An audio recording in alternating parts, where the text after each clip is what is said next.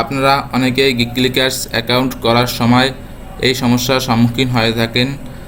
User name দেওয়ার পরও তারা ইউজার নেমটা নিচ্ছে না, লেখা আসছে this user name has already been taken. এর মানে হলো এই ইউজার নেমটি অলরেডি একবার নেওয়া হয়েছে। তো আজকের ভিডিওতে দেখাবো কিভাবে এই সমস্যার সমাধান করবেন। প্রথমে আমি ক্রোম ব্রাউজার ওপেন করলাম।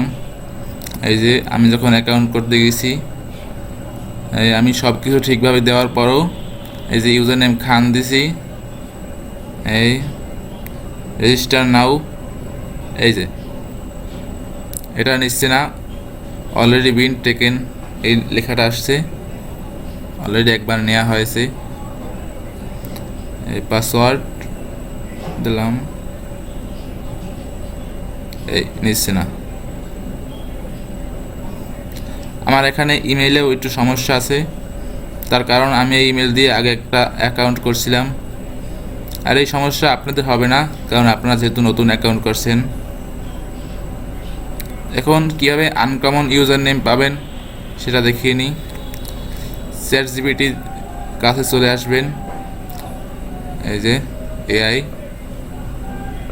খুবই উপকারী একটা সফটওয়্যার। এখানে সার্চ দেবেন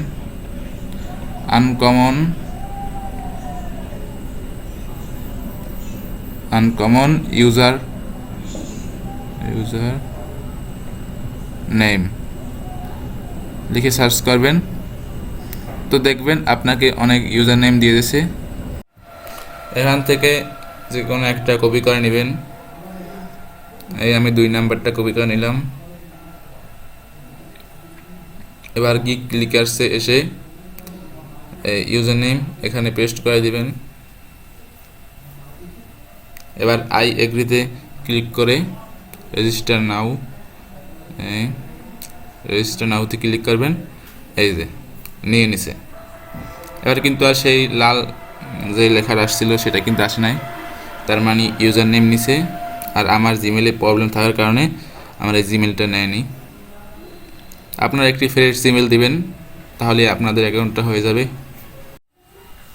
আমার অন্য জিমেল না থাকায় আমি এই অ্যাকাউন্টটি করছি না, আপনারা করে নেবেন। আর কোনো প্রকার প্রবলেমে পড়লে আমাকে হোয়াটসঅ্যাপ মেসেজ দিবেন। আমার হোয়াটসঅ্যাপ নাম্বার ডিসক্রিপশন বক্স অথবা কমেন্ট বক্স চেক করলে পেয়ে যাবেন।